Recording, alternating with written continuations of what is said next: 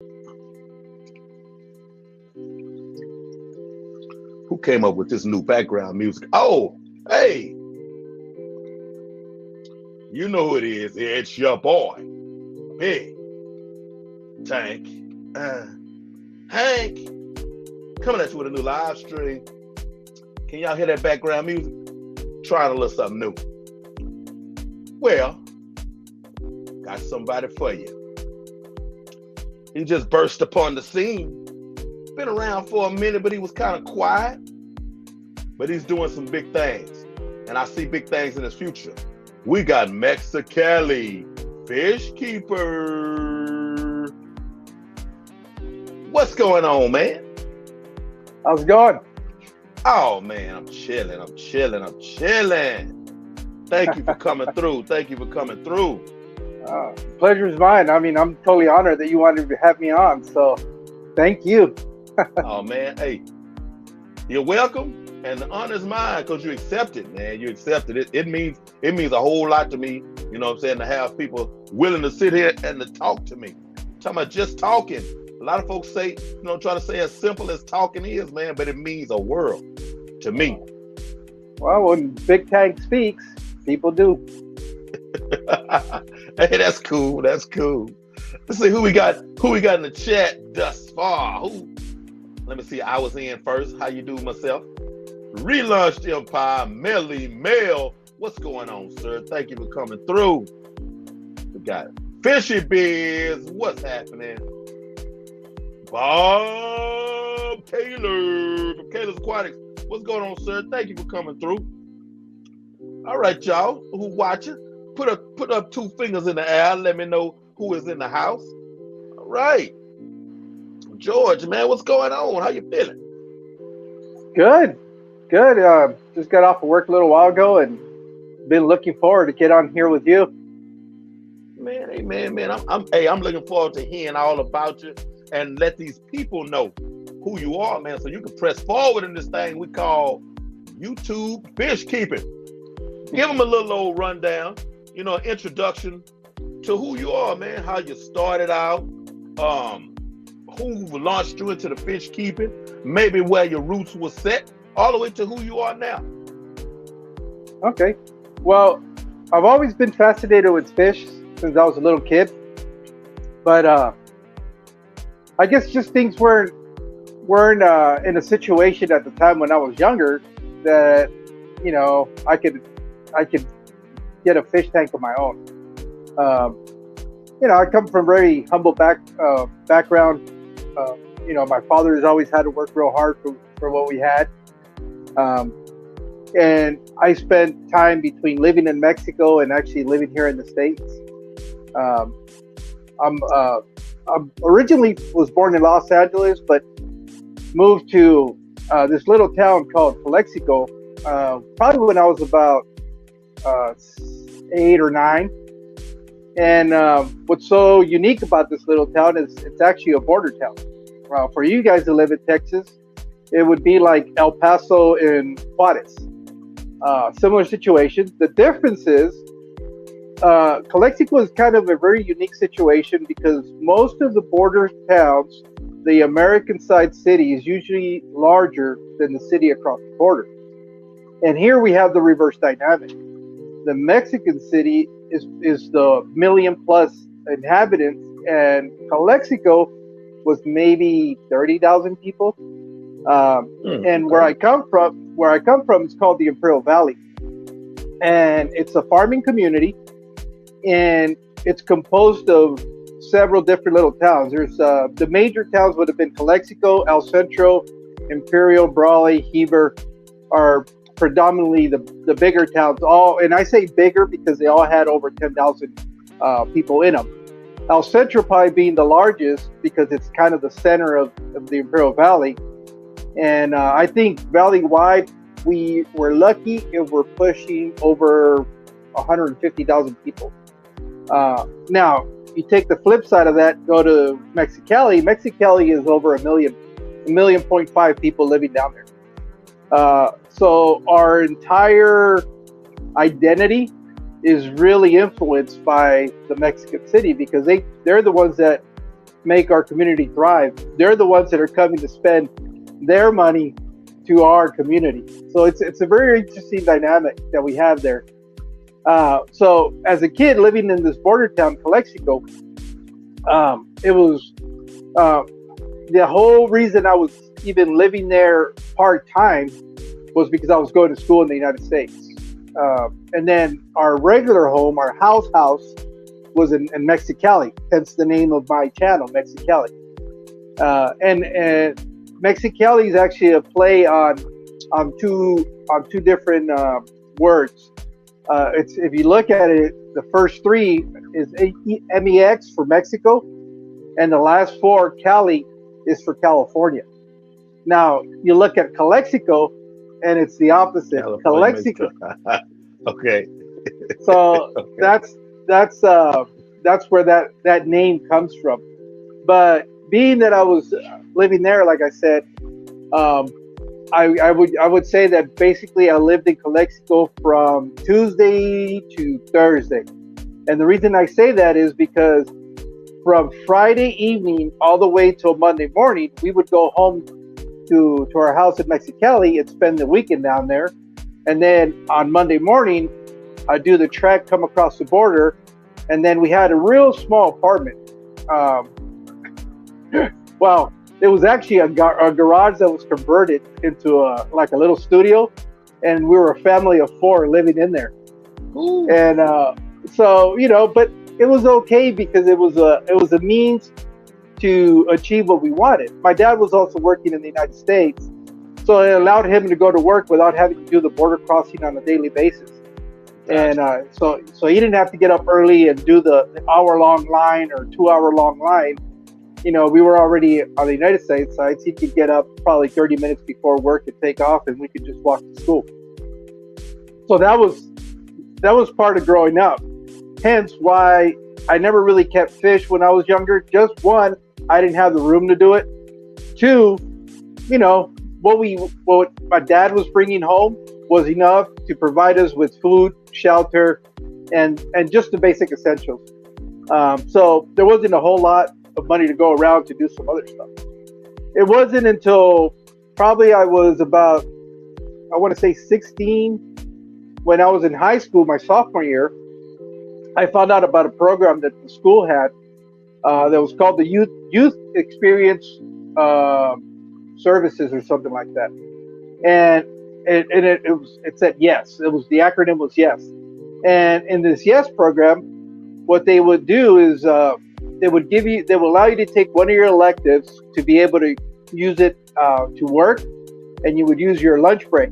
So you had 2 hours during the day that you could actually be employed, and you were employed by the school.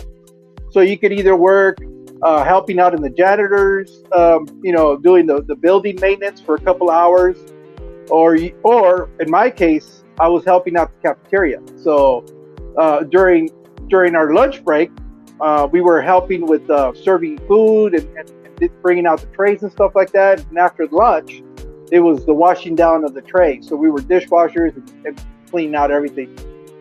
What was so unique about that, or the reason why it was so appealing to me, was because all my life I've been very athletic, and I played sports. And if I wanted to get a job after school, that was going to interfere. I was going to have to pick between either doing sports at school or working, and I wanted to do both. So this happened to fall right on my right up my alley because it allowed me to work a couple of hours each day and allow me to stay after school and practice and do all the stuff that goes along with doing sports activities. Uh, it also started putting a little bit of coin in my pocket. We got paid once a month, so even at minimum wage, which at the time was like $6, 6.25 or something like that. It's $12 per day, but you only got paid once a month like the teachers. So you had a decent little paycheck at the end of the day that was just your spending money. And my mom always, first check I was going to give it to her, and she turned around and said, "Nope, that's your money. That's for you to do whatever you want with it." So that was the first time I actually had my own money, and that's when all of a sudden this desire of having tanks was finally going to start being able to get fulfilled. But the whole reason behind me getting into fish at the time I did was really for all the wrong reasons. Uh, there was a little local store, a little hardware store called True Value, and they had a little bit of everything, and they also had a little pet shop. And it just so happened that the person working at the pet section was this very cute little girl that was working there. So that and the fact that I was spending so much time just chatting her up and just trying to get to know her that I had to buy some fish, and that's what I ended up doing. I ended up picking a couple of convict cichlids and was able to buy a small 10-gallon tank, those metal frame tanks. I picked it up at a yard sale, who knows, maybe a couple of bucks at the most, and that was like the perfect excuse to continue to go back to the store. And once I had the fish, because now it's like, okay, I got the fish. What else do I need for the fish tank? Obviously, kind of playing a little bit of ignorance. And every time I would go there, she'd sell me something for the fish tank, and that was kind of how I got started. But once I was in, I, my fascination for fish had never gone away. Anytime as a kid, would go to doctor's appointments. It was very typical back then that they would have some type of a fish tank in the waiting lobby. So I would always sit there and just stare at the tanks. I mean, I could sit there for hours. Well, I could still do that for hours and just look and see the behavior of the fish, how they're interacting with their environment, and all that stuff. That's always fascinated me. Also, being that we were in Mexicali, a lot of people don't know this, but Mexicali has a very long history of a large Chinese community. And the Mm. reason is because once they got done building the railroad tracks in San Francisco, they were pretty much run out of there.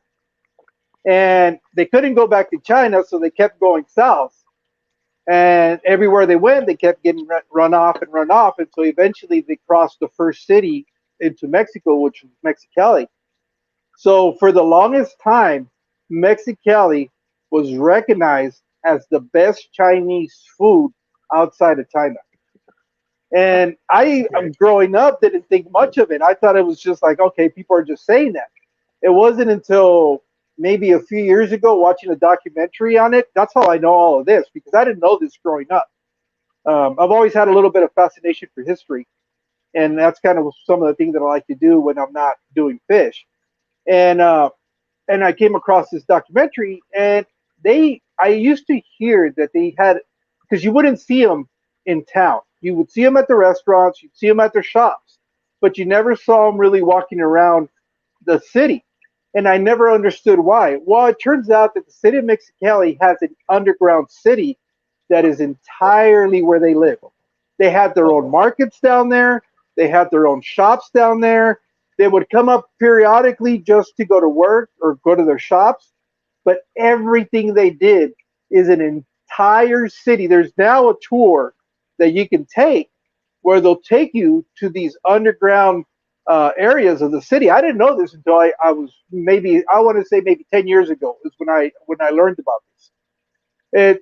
Their influence is so much that as soon as you cross from the United States into Mexicali, they have you wouldn't understand why there's this they call them pagodas. It's like a uh, what do you call it in English? It's basically it looks like a Chinese temple. As soon as you cross the border, because you can cross on foot, and that's the welcoming from Mexicali is this Chinese like open air temple. And I never understood why. Now that I've learned the history, it makes perfect sense. And but that was just a little bit of Mexicali. But as far as going back to me growing up, and so I started keeping the fish, and eventually I had to do something where I had to keep my fish alive. Because I started. They would get sick. I'd go back, and she'd tell me, "Oh, what's wrong with them?" I'd tell them, "Oh, they're not really swimming much, or they looks like they got a little salt on them. These little white spots. I don't know what it is. Come turn out, it's ick. Obviously, I wasn't using any water conditioner. I was just using straight tap water. So I was stressing this fish out tremendously. So at that point, she goes, "You better start doing some research how to keep these things alive, or you're gonna kill them." So I ended up going to the library, and that's where I started learning how to keep fish. We didn't have, well, no, actually back then at the time, the internet was not really a thing. Um, it was dial up, and you didn't have sites like you do with YouTube now. There were forums, and even those weren't very sophisticated. So I would go to the library and look at books. One of the very first books was a book that was Welcome to the World of Cichlids or something like that, or The Complete Guide to Keeping Cichlids. And on the cover, the only reason I even opened that book was because right on the cover was a black convict cichlid with a bunch of fry around the head. And I said, "Oh, those are my fish." So I picked it up, started reading, learned that you need to keep them at a certain temperature. Fish have a range of temperature you got to keep them. When you do water changes, you're supposed to dechlorinate the water because you got chlorine in the water. That's where I started learning how to keep fish. So I kept them for maybe about 3 more years. At that time, I already graduated from high school, and I was getting ready to go to a trade school. So I couldn't keep the fish anymore, and ended up giving them to a friend, to different friends, and just kind of got done with fish keeping to that point. Uh, and that was kind of my hiatus from fish, because from there I went to this trade school, completed the school, came back, went to college, and then just went to college for a little while, took off for the military, um, did my basic training and all that stuff, got back, because I was in the National Guard, so I was doing the 1 week in a month. So my time was real restricted. I was still playing ball, I was still playing baseball, and I was playing in leagues in the United States, and I was playing in adult leagues in Mexico. So I didn't really have a whole lot of time to be able to keep fish. Uh, so it wasn't until maybe fast forward, I want to say about 6, 7 years ago, when after all my kids had left home, it's just me and my wife at home, and one day I'm sitting at work and I'm contemplating. By this time, I've discovered YouTube. I've discovered YouTube.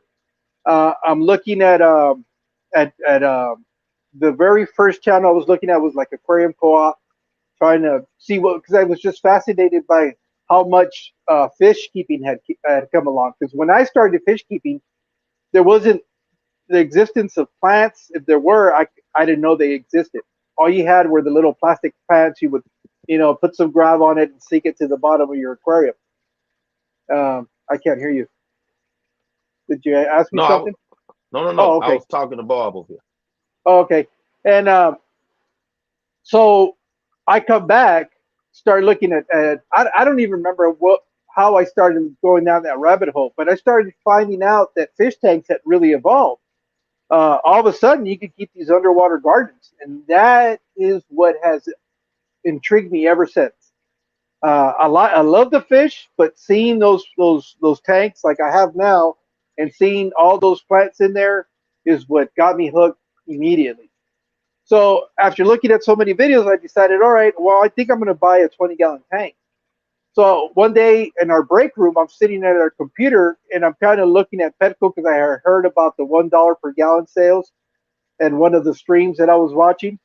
And so I was looking on there, and one of the guys walks by. He goes, "What are you doing?" I said, "Oh, I'm just looking at pricing for fish tanks." He goes, "Why, you want one?" I said, "Well, I'm thinking about buying one." He goes, "Well, I bought my kids a 20-gallon tank with the stand and everything, but they're not interested in it. Do you want it?" And I was like, "All right, yeah, I'll take it." So that day, immediately after work, I swung by, picked it up, and that was my reintroduction into fish keeping. That must have been about 6 or 7 years ago. And I didn't want to go too big because I had kind of dropped hints to my wife that I wanted to do this. And she's like, "No, I don't want to do that because they always stink." And, what fish tanks used to be Yeah. is what she still had in mind. And so I was like, "Oh, if I'm going to do this, I need to do this right." So I came home, set up the tank, and immediately I went to, I only had a Petco there in El Centro, and I ended up getting some Anacris and I think some Jungle Val that they had, and got busy trying to make it look as pretty as I could. I think floating around on Instagram, I have a picture of that original tank. I thought it looked really good at the time. I look at it now, and I can see all the things that are wrong with it.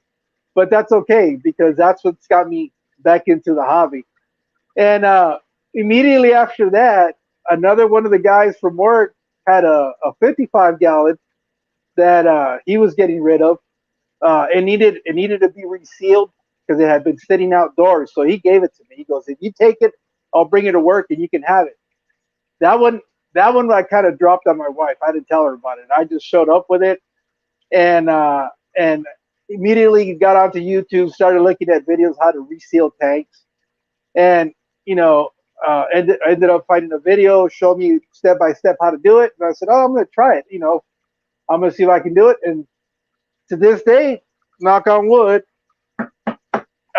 it's still holding. I mean, I I did a good job because it's still holding water. It's never leaked.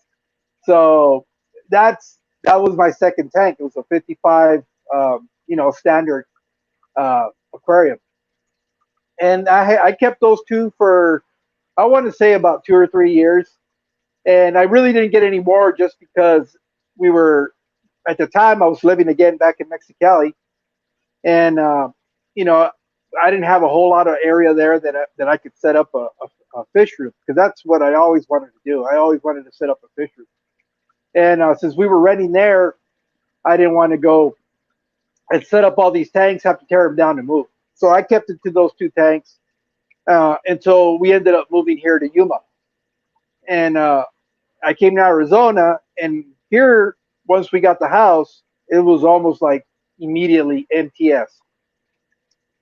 We went to the swap meet out here one weekend.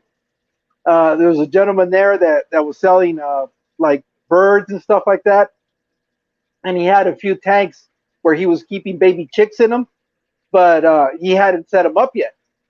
And I saw it, and I asked him. I just, out of curiosity, it was like it's a different profile of 50. It's a 54 gallon technically. It's a little bit shorter, a little bit wider than your typical 55 gallons, only about 12 and a half inches wide or deep. This one is about 16 inches, but it's a little bit shorter. It's still a 48-inch tank. And I saw it, and I immediately it was drawn to it because I was thinking I could really plant this tank real heavy. It's going to give me the room that I need, because I did it on the 55, but you start putting hardscape in there, and it starts running out of space immediately. Hey, what's up, Steve? And so I wanted it. I asked the guy. I said, "Are you interested in selling that?" He goes, "Well, it all depends. How much are you willing to give me?" And I just said, because he had another, I think he had a couple of 10-gallon tanks there that he was also, and I just kind of said, "I'll give you $30 for all three tanks." And he goes, "Go for it." And that's how I got that tank. Brought it home, cleaned it up. I also resealed that one, and that was just the start of it. Started picking up tanks. After I had those three, I started getting I started posting on our Facebook page. They had some groups here in Yuma that were keeping fish, because I was looking for a fish club. That's what I was really looking for. And I found two groups in here, and I became members of them, and I would post pictures of my tanks as they progressed. And once I had those two tanks and I had the 20-gallon, and I picked up those 2 gallons, I decided to build a rack. And again, I went to Aquarium Co-op because he had an example how to build those cinder block racks. Build me myself a little rack where I set up my very first rack here in the fish room. And I kept posting pictures of that, of the progression of that and stuff like that. So people started finding out that I was collecting tanks, and before I knew it, people that were getting out of the hobby would contact me and ask me if I wanted their tanks. And that's how, at this moment, I have 17 tanks that are set up. And out of those 17, maybe one, two, two, three tanks that I've paid for. Uh, the Mm-hmm. rest of them, the rest of them have all been gifted to me, and the biggest contributor to my fish room is a gentleman named Raul Gutierrez because he gave me this 150 that's right above me. He gave me three 20 longs. He gave me six 10-gallon tanks, and so that kind of really completed my fish room. There's another friend of mine here that gave me a gave well he sold me that's one of the ones that I paid for was that 75-gallon tank. But along with that, he gave me an acrylic 56-gallon tank that was a marine tank that he had, and I reverted it back to freshwater. And he also gave me a couple of 10 gallons. 10 gallons are easy to come by, but I always get them because I like to use them as grow out tanks. And not only do I grow out fry in them, but I also grow out plants in them. All my trimmings and stuff like that, I'll set them up with dirt and uh, and just grow out plants. So most of my plants in my fish room have pretty much been from the original plants that I've had, and I just been managed to be able to take them out of there and grow them out in these 10-gallon tanks. So that's kind of where my MTS has taken me to. The more time I spent on YouTube, the more I watched different people on there, and the process of doing that, I came across Jason Maldonado, which you guys know as Aquafun, and I started following him because I liked his content, I liked his live streams. You know, he if those of you that have seen him know he's very charismatic and he's funny, and I really like that. And I remember at that by that time I was contemplating because I didn't have a fish club around me anywhere, either in the Imperial Valley or in Yuma, of starting my own fish club. But what was going to be different with mine is I was going to go back to Mexicali and start a fish club down there because, come to find out, there was a lot of fish keepers down there. I just never knew it, and because of Facebook, I started getting on these groups and started, contacting people and started making friendships and talking back and forth. And it was, again, the common thread here was Aquarium Co-op watching a live stream. I remember watching one of the streams, and I remember somebody popping up saying hi from Calexico, and that immediately drew my attention because there's not too many of us from Calexico. There's a lot of us from California, but Calexico in particular, there's very few of us. I saw that, and immediately I got on there, and I was like, "Hey, dude, I'm from Mexicali," um, and hit me up after the stream. And that happened to be Henry Chavez, who's also one of my friends. He's a very good friend of mine now. As a matter of fact, we were talking about having those electric blue cars. He gave me those. He's the person that gave me those electric blue cars. And I hit him up. We started talking on Facebook. Turns out we had a family, both of us in Mexicali, and he grew up in Calexico. So immediately there was a connection.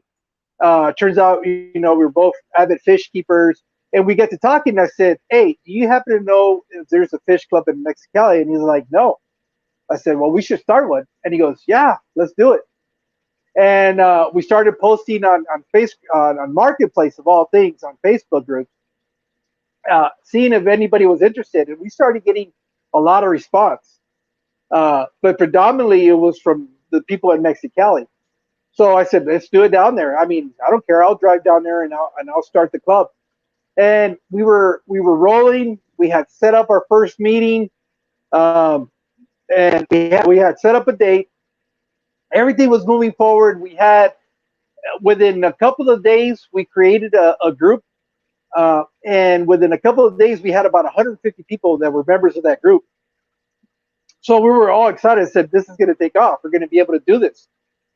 We picked out a date, and we were set to go, and then COVID happens. We start getting all the restrictions, all the closures. So we thought it was just going to be for a little while. We postponed it. This was like we were going to do it like in January of I think I want to say it was 2018 or 19, and okay, we'll say well everything was indicating that by April things were going to go back to normal, so we pushed it back to April. April rolls around and it's gotten worse.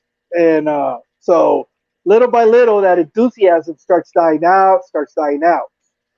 Uh, a year later, uh, I'm living here in the United States, and I'm still talking to them back there.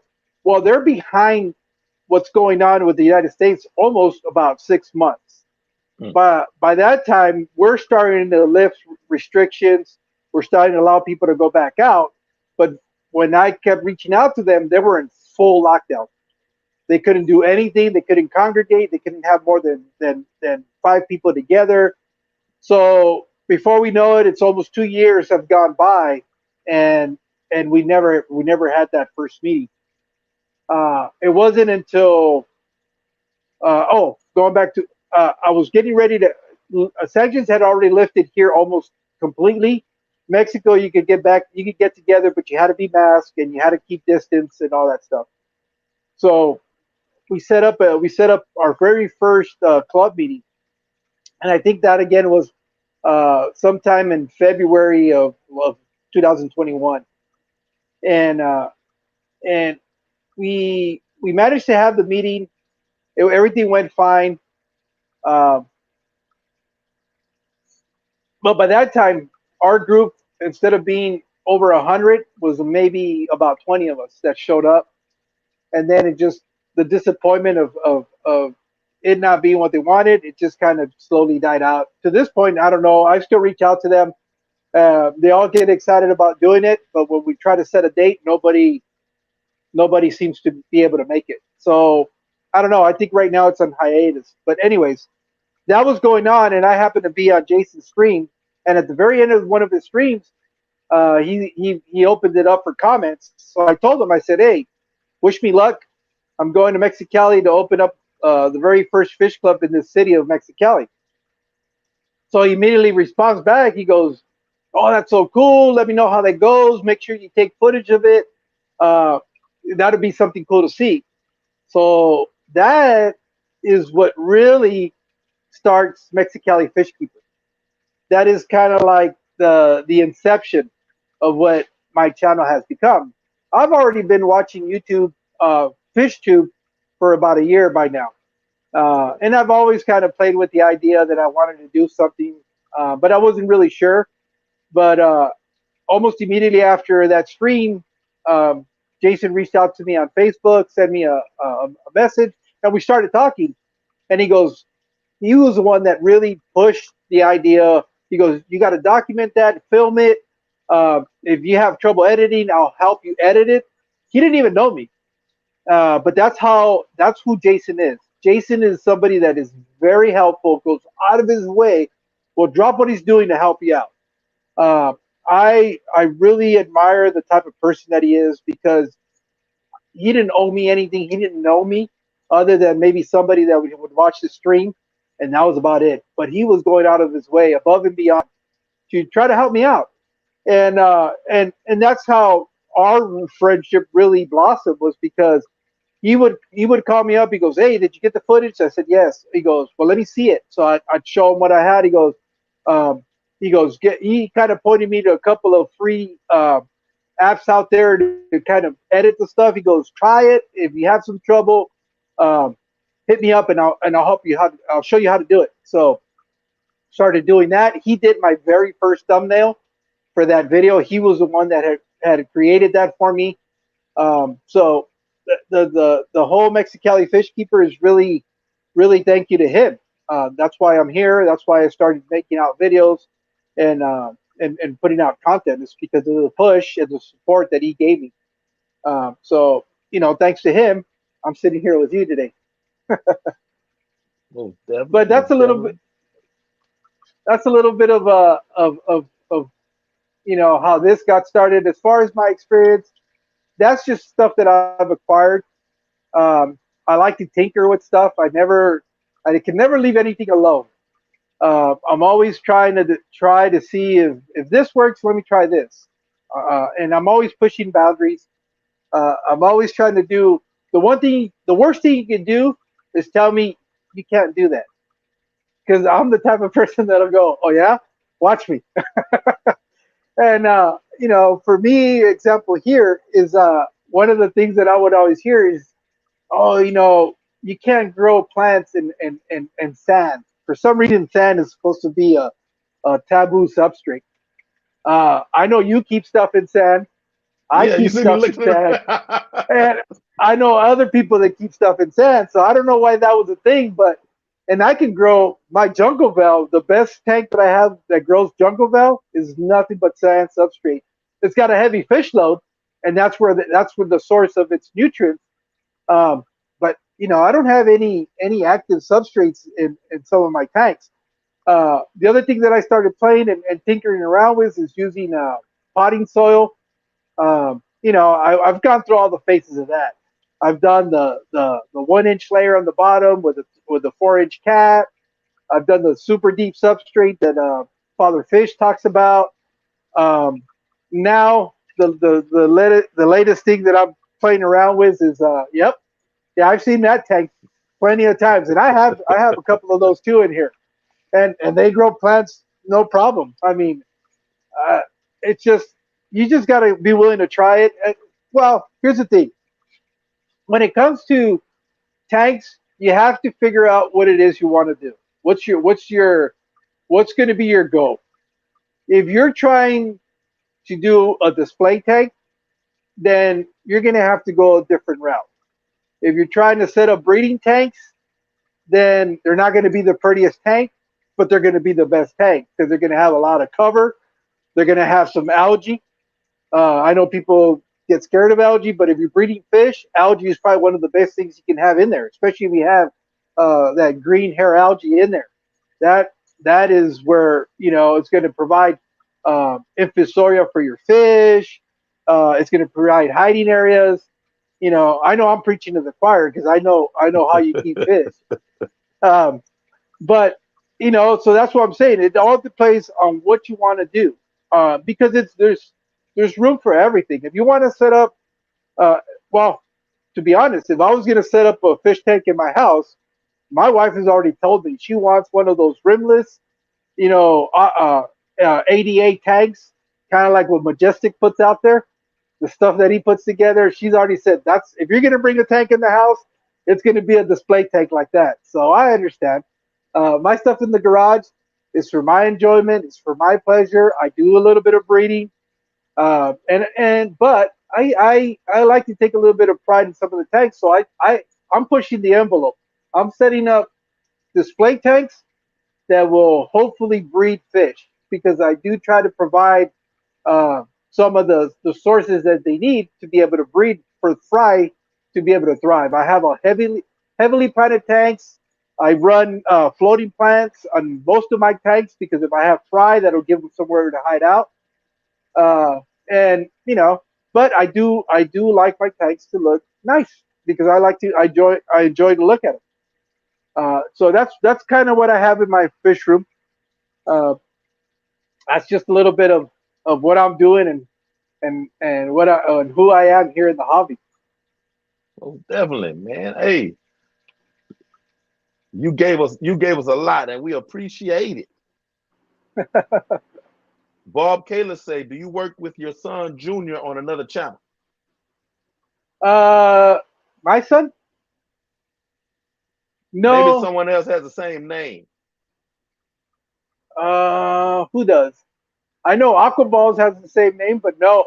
I start okay when I started out YouTube, I was going under my regular name, which is George Sanchez, and I'm still subscribed to a lot of people under that name. It wasn't until I started putting out content that Mexicali FishKeeper comes along. But no, I do a live stream, but it's with Steve, Warrior Planet Tanks, uh, and that's a whole other story how me and him happen to happen to meet up. Uh, I tell him we're very we have a lot of things in common, but personality wise we're a little bit different. We're kind of like the opposite of each other, and I think that's why our friendship works out so well. I can look. I can say the very same thing. we have we have some of the same. First of all, we're from the same area, Yeah. and there's some very important points that we run concurrent with, and then everything else we're opposite. So we always have things to discuss. But yeah, no, he's a very good friend of mine also. Yeah, And our comment thread runs pretty deep. I was surprised. I didn't know anything about Steve when I actually our conversation started on a live stream he had for his birthday. This his last birthday. I came across him again because of Aquafunk. Aquafunk had mentioned about him. That's how I ended up subscribing to his channel and started watching his content. Uh, I by that time had been watching some of your stuff, and I saw one of his videos where you were on there, and that's how I knew you guys were in Houston. And so when I reached out to him, I felt like I had a little bit of common ground with him because I was following you, and I was following, and I had by that time I was already friends with Jason. And so I just popped on when we started chatting back and forth. I know that he's also into plants, and that was kind of like the doorway into our friendship. Because we talked about plants. Coming to find out that he's in the military or was in the military, so was I. Um, and we share a lot of the same philosophies when it comes to keeping tanks and fish and stuff like that. So that's kind of where our friendship really starts out. Um, I'm really fascinated and I'm really glad that this platform exists because if it wasn't for YouTube or Facebook or any of the social media outlets out there, I wouldn't have some of the friends that I have now or some of the acquaintances that I've made because there's no way in hell that I would have come across paths with them living out here where I live. There's no way I would have met Jason. There's no way I would have met Steven. No way I would have met you. Uh, I see that Eric is out there, Majestic Cichlids. He's another person that I communicate with. Um, and it's all because of social media and the one common thing, which is we all love fish, and that's I think that's one of the very unique things about this hobby is how because of that one common thread, you can make some friendships that you never thought you would make.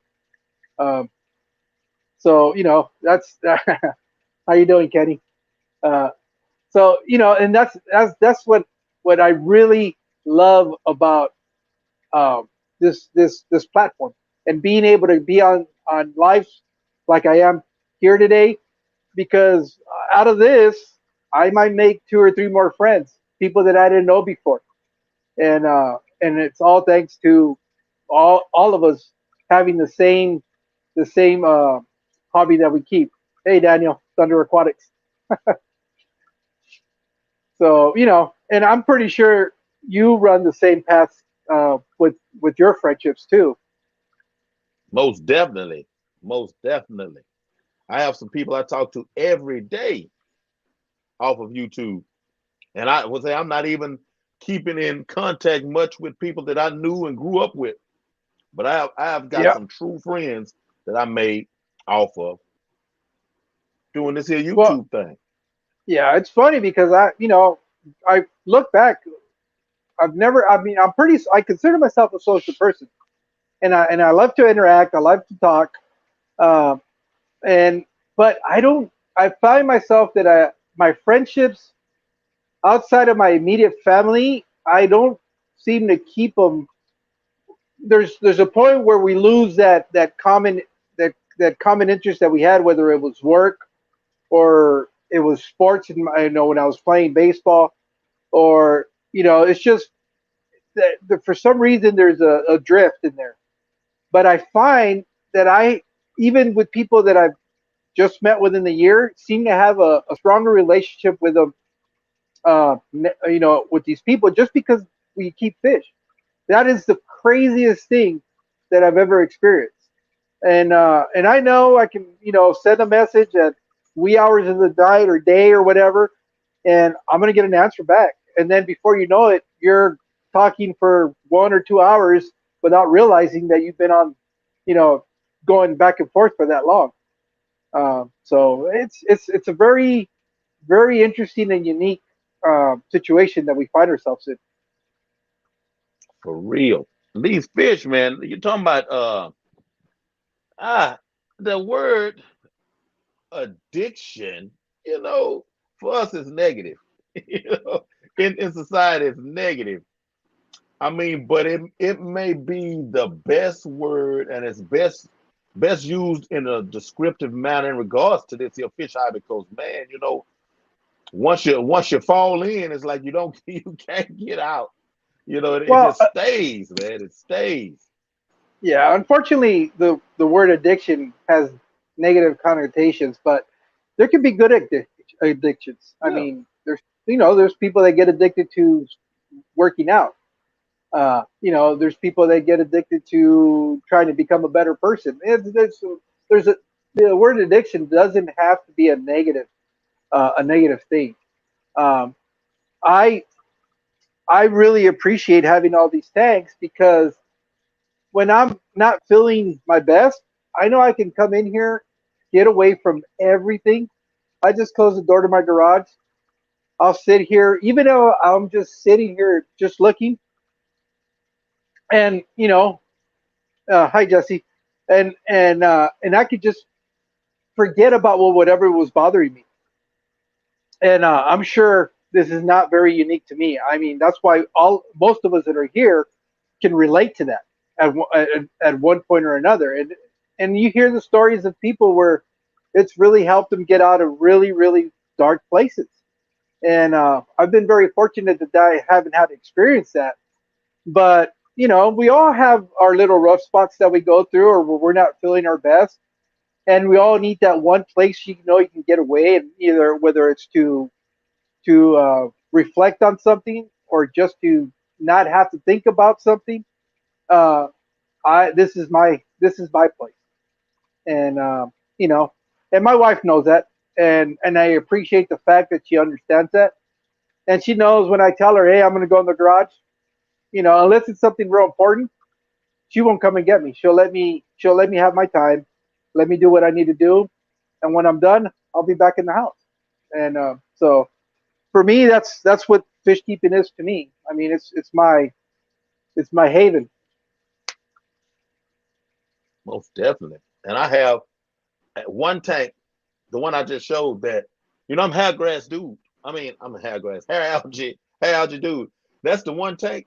If I'm needing to de-stress or whatever, that's the one tank that I actually pick the hair algae out of. Now I pick it out, but I put it into another tank. Oh yeah. If I have I fries, I'm gonna probably throw some algae in there.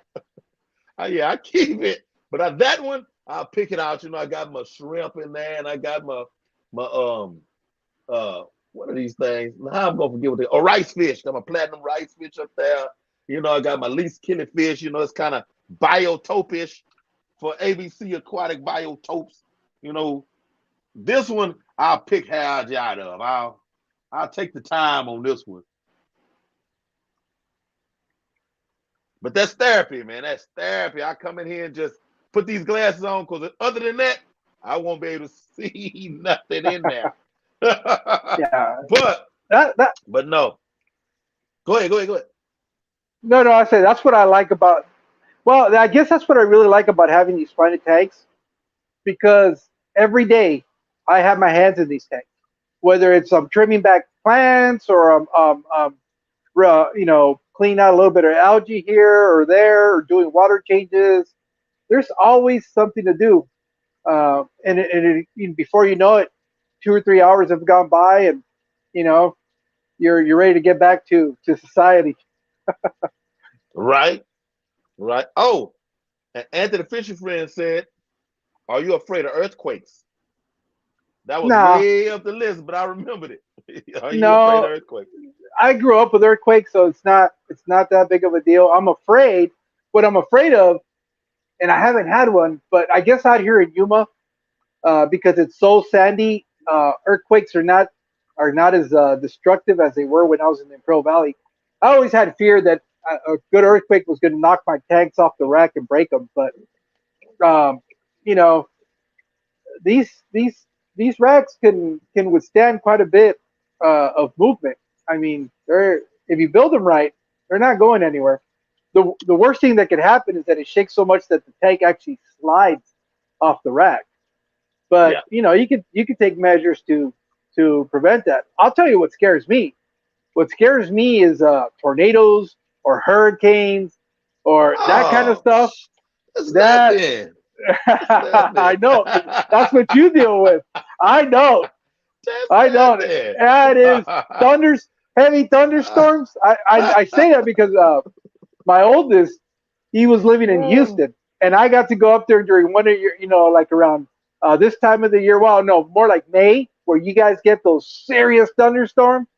The first time I heard that sky crack and the windows seemed like they're gonna bust out, I felt like a little kid. I was trying to hide under a bed. I was like, no, this is not for me. I'll take an earthquake any day because I know that's going to be a few seconds of movement and then it's gone. Oh. That, you don't know. It's, the sky gets pitch black.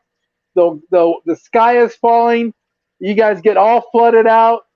And I'm like, when is this going to end? Oh man. That was scary. And it's crazy because I like hurricane season. I mean, yes, I know and I've experienced the perils of it. I love it, man. I love it. I'll go outside and stand on stand in the yard as the the first little hints of the sideways trickling rain is coming through, the breeze, the darkness, I'm out there like, oh, this is what I'm Well, talking about. what was an experience for me? I didn't know wind could howl like that. That is some scary sounding wind where it starts and it seems like it's somebody that's moaning like whoa. I was like, what in the world is I've never experienced that. I don't know what that was. I was like, how what's gonna happen? I mean that to me was frightening. Earthquakes, it's just a little bit of shaking around and then it's Hey, gone. I had one experience with earthquakes. I was in San Diego, California, Okay. MCRD, and I had ulcers and some other things happened that I did not disclose, upon enlistment. So they were sending me back home. Honorable discharge, I might add, but yet medical still, they was like, we sending you to the house. We're not paying for you to get fixed.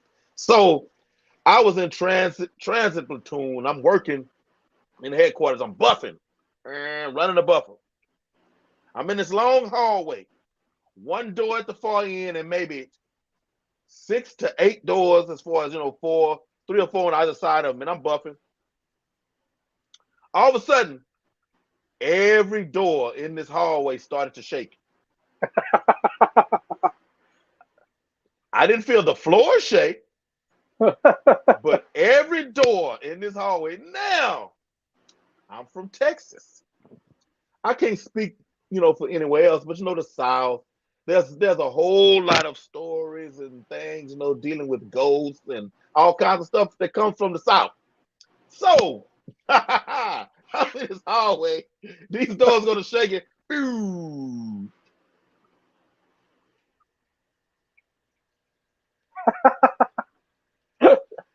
Everybody else chilling. I'm the only one that just stopped dead and looking.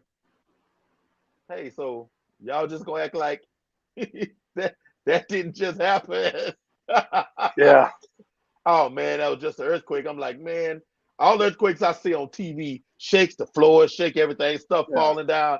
They was like, no, it just depends on how strong the actual tremors are, and the buildings are made to where it's to take that. So the doors, Well, they're technically free. I mean, they're connected, but they're free sitting, as opposed to the building being, on its whatever platform it has that can take it. The doors are just like, hey, we're gonna take this, and then we keep on going. But oh man, it was crazy. well, there's two types of earthquakes. You have the one that just kind of rocks back and forth, and those are usually they just kind of sway you back and forth. And then you have the ones that are like little waves in the ground. Now those are the ones that will create damage. Those are the ones that knock buildings down and stuff like that. So typically what you get is just kind of that swaying back and forth. It's just pressure releasing from the tectonic plates. But when you get the big ones, usually it's those that are like you could literally literally see ripples in the ground. If you start seeing ripples in the ground, you know that's a big earthquake, and that's not Mm, good. It's like you know how you drop a pebble in the water and you see the ripples, the rings kind of spread out. yep, Well, big earthquakes, the ones that will bring down buildings, you can almost see that effect on the ground. that's crazy. Yeah. So That's crazy. Now, what is your favorite snack of choice? Just a little twister question. That's all. I throw one. I just have one. I guess ice cream. Not that I can't Fl- eat it right now, but ice cream. Ice cream is the one thing that I flavor. won't turn away. Flavor. Butter pecan. That's pretty good. Nuts. I don't want the nuts, but it's pretty good. It's pretty good. It's Yeah, it's actually my real favorite. good, but I can just the nuts. I just don't want the nuts. My teeth, they get in there, and then it's like, oh man, it takes away from it. Now, Yeah, what butter pecan. fish? What are all the fish that you have right now under your care? Okay, I have in the 75. I have electric blue acaras, and I have a group. I have five five of them in there. I have some Buenos Aires tetras in there for the top part of the tank, and I have corridoras, albino corridoras, for my bottom crew. I also have, I think, a Brizonos Preco that I threw in there to grow out. I periodically see them, and a Raphael, spotted Raphael catfish that if I come in here in the middle of the night and come in here without turning on the lights, I'll occasionally see it. Every time I think it's dead, because I don't see it for months, um, I'll be doing something to the tank and he'll be out, or she, I don't know what it is. Next to it, I have mollies. I just have a little tank with some different mollies in there. The next tank, I have some tiger barbs, some glow light tetras in there, and I threw some cherry barbs in there, but I think I'm gonna pull them out. I think those tiger barbs are not allowing them to be out and about, so I got to find a different place for them. Then I come down to my bottom tank. It's a 55-gallon tank, and I have it's my Brisonos Pleco grow up, and so it's mostly uh, Pleco fry in there. I do have some uh, corridoras in there, some albino corridoras. I do have a gourami in there that was gifted to me because they couldn't keep it anymore. So he's in there, uh, and I have a, a crebensis that's in there. And I had bought him because I was going to breed him, but when I started growing them out, I realized that his anal fin was bent, and so now he's just there. He's going to grow old, and I'm not going to breed that fish. I don't want those genetics to spread. And then I have another 55, and that was my Tetra community tank. But slowly over the years, the Tetras have been dying out. I still have some silver tips in there. I have some red eye tetras, um, and I do have some more corridoras because those breed, and I just put them in different tanks. And recently, I had a 10-gallon tank where I was breeding out, just different types of guppies, and it was getting overcrowded, so I put them in there, and I just want to see that tank full of guppies. That's just kind of for kicks and giggles. I want to see that 55 just get full of just different strain guppies. If I happen to see stuff that I like, I might try to line breed it. But for right now, I just enjoy it. I'm sitting literally right here, right next to me, and that's one of my favorite tanks to stare at the time. Right above me, right here, it's the 150. I have some angelfish in there, and this is my wife's tank. And the reason I say that is because uh, I'm trying to get her into the hobby, and she's always told me that she likes angelfish, but I've never had the right setup for them. And when I was gifted this tank, I decided, even though I really, really wanted to do South African cichlids, I said I need to do the right thing. It's the biggest tank in my fish room, and it's her tank. It's her tank. It's I have about six or seven angelfish in there that she picked out. She hadn't picked them. Okay. And I have again some grow. I'm growing out some corridoras in there. I have a whole 10-gallon tank full of those albino corys, and I put in there some rainbow fish. I have some dwarf neon rainbow fish, and I have a trio of basmani rainbow fish in there. Right underneath me, right here, is my goldfish tank. That's a 65-gallon tank. I have that because my grandkids picked out those fish. And I took them out to the pet store. I said, pick whatever fish you want. And they all, one of them picked out a goldfish, and all three of them decided they want a goldfish. So that's why I have that. I have some fantails in there. And they're all, these are my grandkids' goldfish, but I take care of them for them. And then on this other side is my smaller tanks. It's the top row is all 10-gallon tanks, and then I have two 20s. 10 gallons are all live bears. I have the different strains of guppies. I'm trying to line breed an antler guppies in here. The next one is my grow out tank for the corridoras. And then the next tank to that was originally just growing out plants and some sherry shrimp in there. It's actually that had become my cold tank, and in the process of doing that, it started throwing out blue shrimp, blue velvets. So now I'm calling it for the blue velvet. So it's my blue velvet tank, and all my trimmings is where I grow them out, and that's the tank that I go into to get plants for all of these tanks that I have. That's the one that's supplied plants for all my tanks. Next to it, I recently picked up some black chin live bears, and that's where I have those in there. That was like a quarantine tank, but I have those guys in there. And then I have some least killifish that I also picked up. A couple of I picked all these up at the same time at a fish auction in San Diego, and so now those tanks have those fish. The very last 10-gallon tank is my betta tank. I have a little male betta in there with some cherry shrimp of all things. And people would tell you can't do that. That's why I have it, because they told me I couldn't do it. And they're thriving. I did steal the idea from Lucas Bretz about putting rock piles in there, and that has worked wonderful for me because that betta can be on top. As soon as he starts diving down, they all scatter into the rocks. And so I've put that tank up on Instagram several times, even with the betta hovering right above the sherry shrimp. He doesn't mess with them now because he knows he can't get to them. He might pick off the occasional one, but it's gotten to the point now where I think I could sell sherry shrimps out of that tank. That's how many I have in there. Oh, and then below those, I have the two 20s.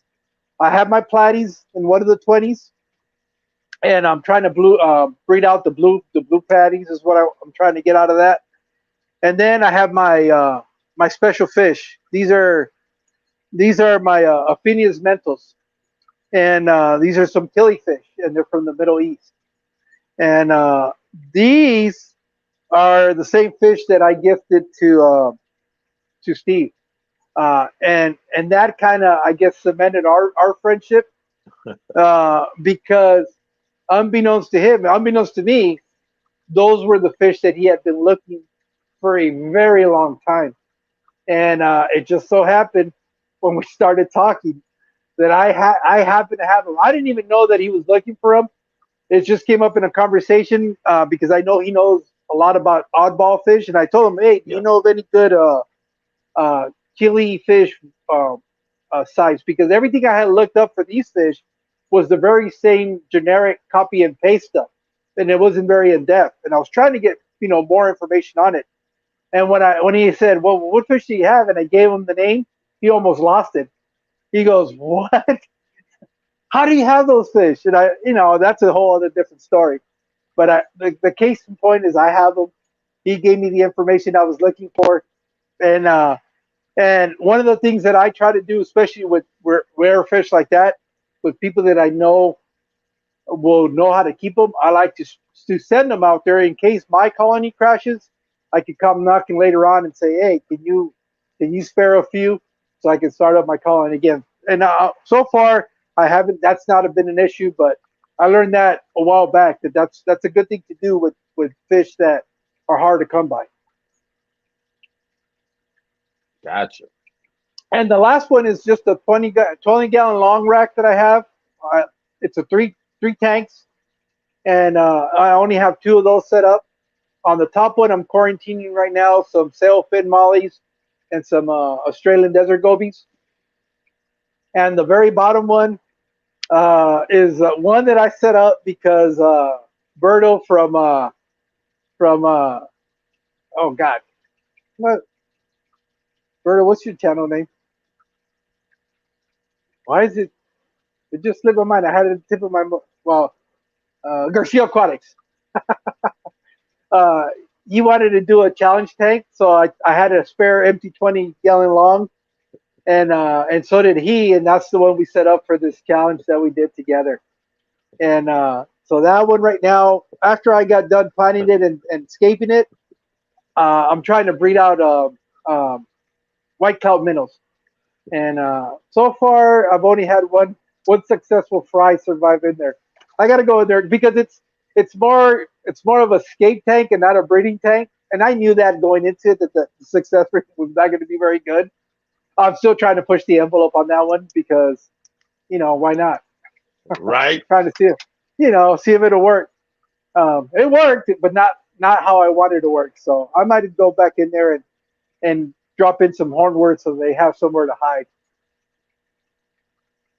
So, yeah. Had one, but hey, they'll do it. So yeah, as long as when you put something in that form, yeah, they gonna set up shop. Yeah, that's kind of my favorite breeding plant is hornwort. It's like a haven for those little fry, and it's also buffet for them. Yeah, I'll grow some horn in a heartbeat. Oh yeah, yeah. If you got a breeding tank, you need to have it. It's a necessity. It's a mandatory plant. And a lot of people tell me how they get horn water and it gets brittle and it goes everywhere. I don't.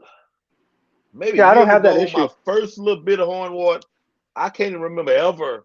Like, I think if you put it in, you just leave it and let it, get used to your water and then keep your own horn water going for the most part. You don't have to worry about it. But no, I've never really had that issue.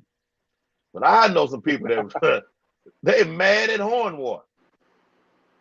I have hornwort, duckweed, you know, guppy grass. I mean, I have all that stuff in there. Actually, I do control the upside of having these goldfish down here, and it just kind of happened to work out that way.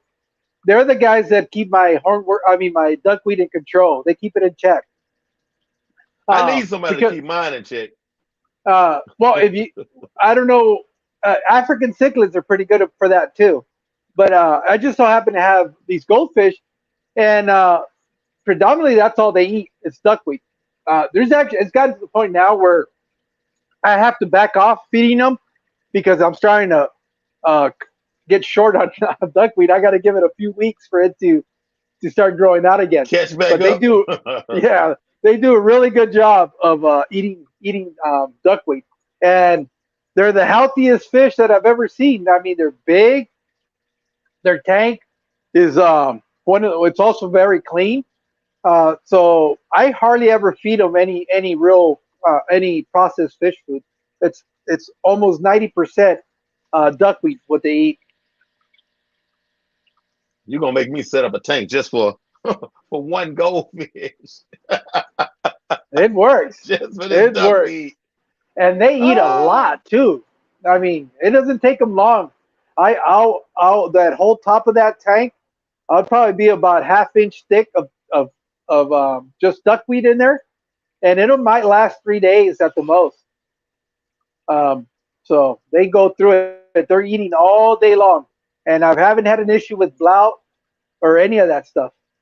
Um, because it's just natural food. There's nothing in there to mess up their digestive system.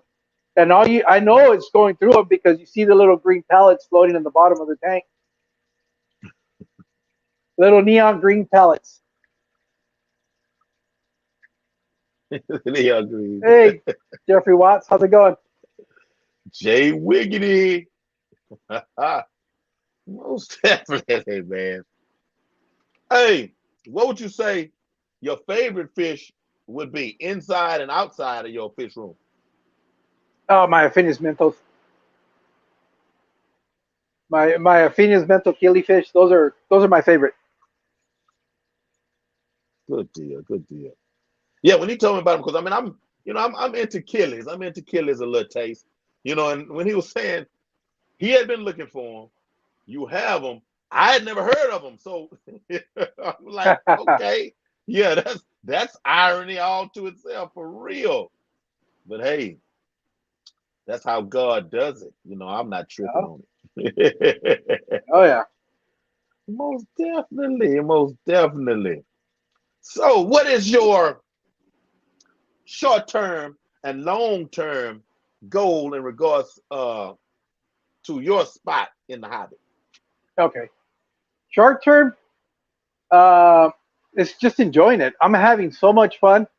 Um, Doing stuff like what I'm doing right now is one of the things that I enjoy the most. I like talking to people. I like getting to know people.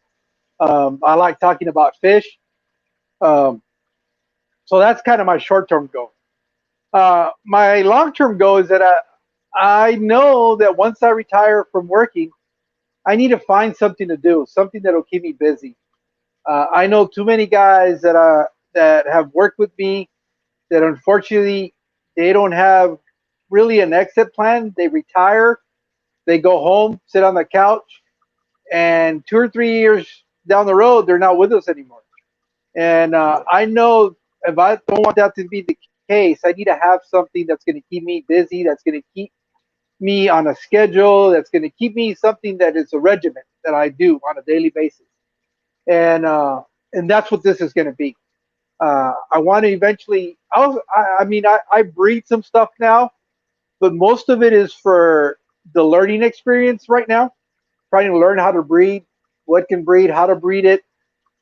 Because once I retire, that's going to be my pastime. I'll sell stuff online, something that's just going to keep me busy, give me a routine every day, something to do. It's not what's going to consume my entire time, but I know that's going to be something that I can look forward to every day. Something that's going to be part of my regiment for that day. So that's the long term goal. So I'm looking maybe 15 years down the road when I get close to retirement age. That's what I want to do. Uh, so you know, and in the meantime, I'll continue to do this. Who knows where I'll be? 2 or 3 years down the road. So yeah, things are always changing. most definitely. That's cool. That's cool. Let me see if I can remember his name. Shelley. Mark Shelley. Mark Shelley. Mark Shelley. Bob. Is it Mark Shelley? Is that his first name? Mark. I think it's Mark Shelley. Mark Shelley. Well, I've been watching Mark Shelley for a few years on YouTube, and I just saw a video with it today where he quit his job to go full time in shrimp selling. And I watched him set up tanks. He had guppies first. Um, then I saw the gradual transition to shrimp. Um, Instead of putting out videos, showing water changes. He has this big giant guppy pond. Actually, the guppy pond that I have right here, watching him was how I got the idea. I'm like, man, but his is 100 gallons. Mine's half of that. I'm like, man, and it's in his living room. Oh, okay. He got his big Must be recliner. must be single. 100 gallons. No wife, kids, whole nine, man. 20-gallon longs in like in this closet, 20-gallon longs. Against that wall over there, 20-gallon longs. In that closet, 20-gallon longs. Oh man, he was doing it. He was doing it, and man, he just announced he quit his regular job to sell shrimp. I was tripping. That is Mark Shelley Aquatics. I was tripping. Because I mean, I literally have been watching him, Yep. He, got a website, shot it out there. Panda Guppies. I found out about Panda Guppies first, watching his videos. Man, I'm proud of him, man. I'm gonna have to hit him up on Messenger. Actually, now that I just thought about that, and let him know I'm proud of him. Because hey, man, you talking about dream come true in the case of it may not even been one of those in front of your mind type of dreams. It's just like Mm-hmm. I love doing this, and hey, this seems to be working. Let me try that right there, and he would always, speak of man, my job has got me out of town for X amount of days. Then he make it back, make a video, water change, and catching up. Now he gets to kick it at the house, and sell shrimp online. That's what I'm talking about. Maybe my new strain of guppies that I'm working on down here. I don't know the Yeah, you name of never them yet. know. You know what I'm You saying? never Hey, know. I'm gonna try to hold firm to it. Hold firm to it. Let me see. Yeah. Well, that for me, I'm not looking. Like I said, this is more of a hobby for me. I've been blessed. I've been blessed because I have a very good job. Um, a job that I never thought I would have. But so I can retire within maybe the next 10, 15 years. Once I do that, sure, why not? I could try to venture to see if I can make a business out of this. But at the time being, there's no need. This is a hobby, and I want to treat it like a hobby. I love exchanging fish with other people. Um, so it's just right now it's a pastime. It's Gotcha. something that I'm passionate about, but it's a pastime. Oh, my job will run you to selling fish, selling anything, detailing cars.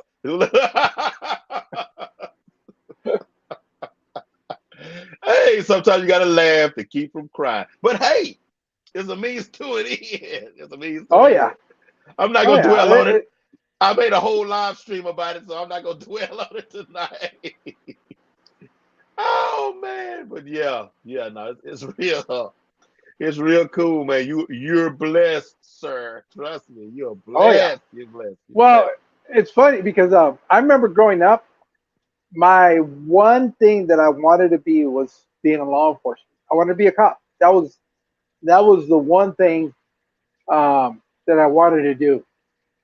And it so happened that I was managed to get to that point. I worked for the Bureau of Land Management, and I was a law enforcement ranger for them.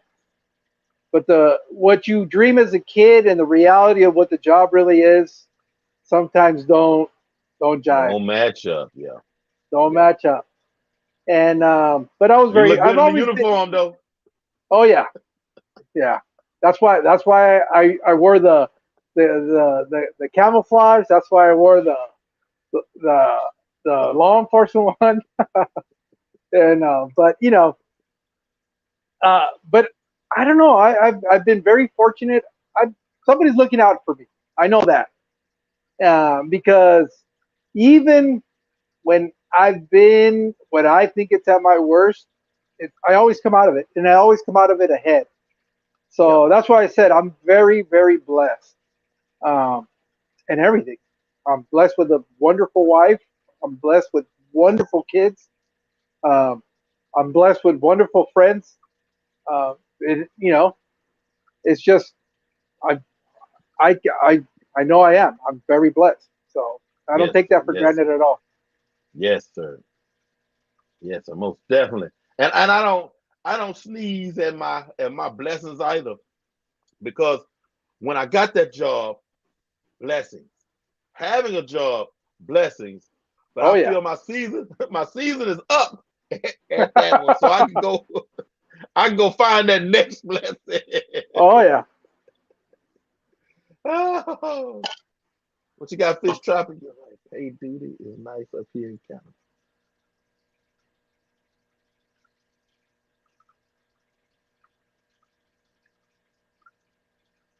What's Steven Oh, they saying? talking about food.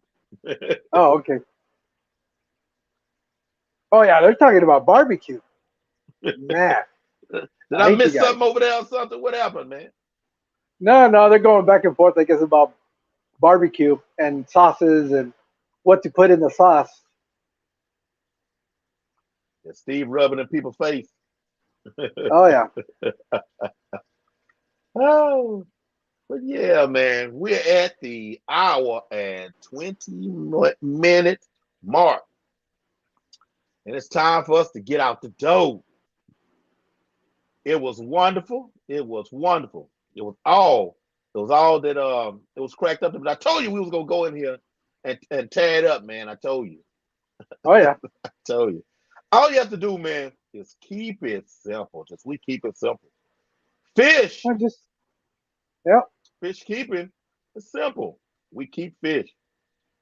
We keep fish. It's only as hard as we make it be. Yep, we keep fish, and everybody keeps fish in their own way. All we have to Oh yeah. remember is you have some basics to keep the fish alive and thriving. The rest of it is conjecture, opinion, short lifestyle choice, all other terms of descriptions you can use. But we just have some basics that we all have to do to keep these fish alive and thriving. And you winning. You're winning in the fish hobby. Fish fam. I love y'all. I love y'all. I'm glad that y'all exist and that I found you. Mexicali, thank you for coming on. My Thank you pleasure. very much. And to everybody in the chat that sat here and rode with us, I thank y'all. And for those that watch this on the live stream, not live stream, but the replay of the live stream, thank you very much for checking us out. Thank you, thank you, thank you, thank you very much. Tell somebody you love them because they need to hear it. There's always somebody that needs to know that they're not by themselves. And take care of these animals. And we out. Peace.